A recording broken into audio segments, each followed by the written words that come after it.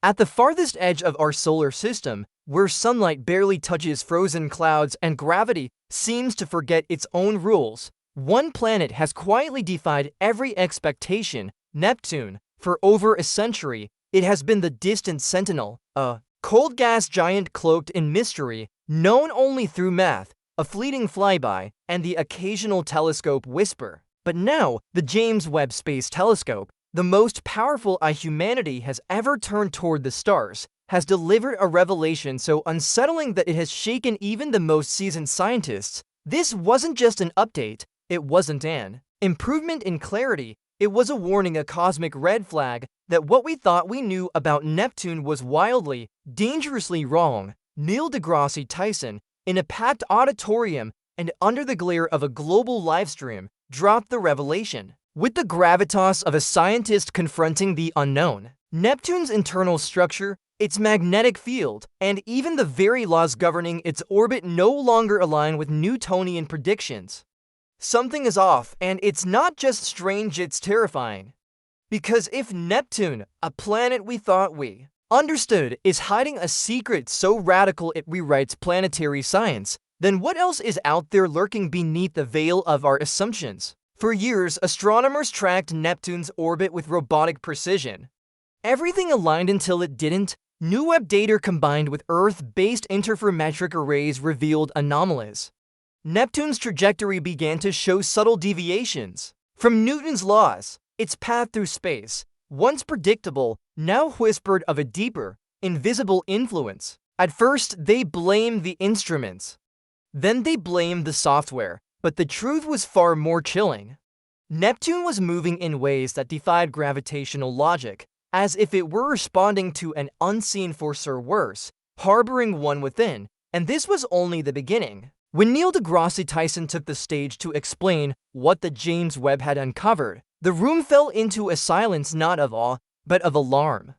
Because beneath Neptune's familiar blue swirl lies an internal structure like any other planet we've ever studied, layers that don't obey the laws of density or pressure, thermal zones that generate heat without any solar input. In short, Neptune behaves like a machine with a broken blueprint, or one running on a set of physics we haven't discovered yet. Neptune's magnetic field has always been odd-tilted, lopsided, and misaligned from the planetary core, but now, it's shifting not in geological time, but in human time. Sections of the field appear to fragment and reassemble in dynamic cycles. The James Webb and supporting observatories picked up pulses, magnetic waves, surging and collapsing with patterns that eerily mirror biological rhythms. These aren't just magnetic glitches, they evolve, they pulse, they react. Some scientists have quietly begun to suggest that Neptune's magnetic field might not be generated by a typical metallic or conductive fluid core at all. Instead, the data points to exotic superionic ices, a state of matter where water behaves as both a solid and a liquid, conducting electricity like molten metal, but structured like a crystalline mesh. These materials, under Neptune's crushing pressure, might flow in chaotic belts, driving internal storms, turbulence, and a magnetic map that redraws itself in real time. But even this theory doesn't explain why the field reacts to solar events before they happen. Unless Neptune isn't just reacting, it's predicting. Here's where things spiral into the truly unexplainable. Neptune is cold. It should be cold. It's 30 times farther from the sun than Earth. But James Webb's thermal imaging found something impossible. Deep within the atmosphere, hidden beneath clouds of methane and ammonia, lie warm patches, pockets of heat, localized, persistent, and growing. There are no large moons causing tidal heating, no solar radiation penetrating that deep, no geological activity that we know of, and yet Neptune is burning from the inside out. Some theorists now believe that Neptune may host internal thermal pulses, rogue waves of energy migrating through its structure, perhaps even initiating its hurricane-like storms. But what causes them remains a mystery. One hypothesis, barely whispered among astrophysicists, is that these pulses are the result of phase transitions in the superionic material matter flipping between states, releasing bursts of energy. If true, then Neptune isn't just reacting. To physics, it's generating its own rules. A planet not in equilibrium, but in controlled chaos. Then came the data that stopped the world. From the heart of Neptune, buried in the static of radio emissions, scientists detected an irregular signal. Not noise, not atmospheric interference. A low-frequency pulse with spectral characteristics that didn't match anything observed in natural planetary systems. It repeated, it oscillated, and then it vanished. But not before it had been recorded by at least 3 independent observatories. The scientific community was divided. Was it a product of the exotic magnetic field, a resonance caused by Neptune's strange internal chemistry, or was it something else, something more intentional? Some even pointed to the possibility that Neptune's structure, if it does include stratified cavities or pressure-bending pockets, might function like a resonant chamber natural amplifier, a signal booster, or worse, a transmitter. The idea that Neptune might be emitting a signal not as a side effect of physics but as part of its architecture shattered conventional models. Because a planet that resonates like that, intentionally or not, might be more than a planetary body. It might be a mechanism. Neptune has always been home to one of the most violent storms in the solar system, the Great Dark Spot, a vortex the size of Earth. But now, James Webb's near-infrared imaging revealed something no one expected. The storm isn't just persistent, it's growing smarter. It adapts. It shifts direction in response to solar wind patterns days before they arrive. Its temperature fluctuates in harmonics, and its outer bands appear to exchange mass with nearby clouds at frequencies that resemble biological respiration. One model even showed that the storm's core aligns momentarily with the shifting magnetic field as if it were coordinated. As if this wasn't weather anymore, but behavior. If Earth's hurricanes behaved like this, meteorologists would consider it sentient. So the question arises, what happens when a storm is no longer just weather, but a function of something deeper?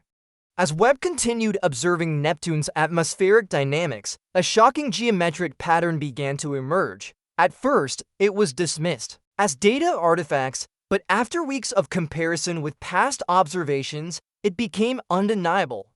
The distribution of Neptune's thermal pulses, the rotational timing of its magnetic anomalies, and the orbital paths of its inner rings all aligned with what mathematicians call a quasi-toroidal symmetry.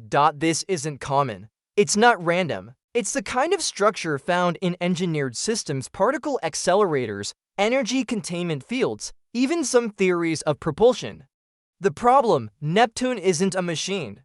Or at least it's not supposed to be. And yet, the more the data is analyzed, the more this pattern emerges, hinting that Neptune may be hiding an internal architecture, one that interacts with gravitational forces in ways that allow it to regulate its own orbit, its own chaos, and that begs a disturbing possibility. Was Neptune shaped by nature, or shaped by something else? Amid the chaos of magnetic storms and thermal anomalies, James Webb detected a small fluctuation in Neptune's narrow ring system. A faint object, or perhaps a shadow, moved against the backdrop of starlight. It was invisible in the optical range, but Webb's infrared sensors caught it. It wasn't a moon, it wasn't an asteroid. It was too symmetrical, too smooth, and most importantly, it was stationary. Nothing in the ring system should remain still. Everything orbits, everything drifts.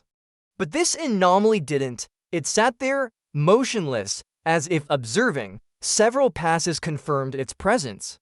Then, within a week, it disappeared. Not moved, vanished. Not into the planet, not into space. Simply gone. Speculation ran wild. Was it a cloaked satellite? A remnant of something artificial? A dormant probe hidden in plain sight for eons? Or was it part of Neptune itself, a component, a sensor, a node? One thing became clear: Neptune isn't alone. Either something is there with it, or part of it has never been what we thought. And then came the final piece, the observation that turned quiet concern into existential panic. Using gravitational lensing models, scientists measured a subtle but measurable distortion in light as it passed behind Neptune. Not just from the planet itself, but from an off-axis location just above its equator. This wasn't a moon, it wasn't mass-related. The distortion was caused by something bending spacetime locally.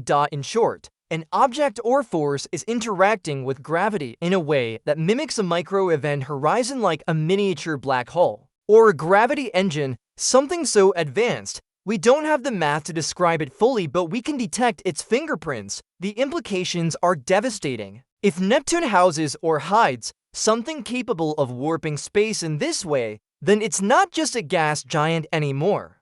It's a cosmic enigma, a structure beyond our comprehension, operating in deep time and buried in ice and storms. Maybe it was placed there, maybe it formed naturally but was altered. Either way, we were never supposed to find it.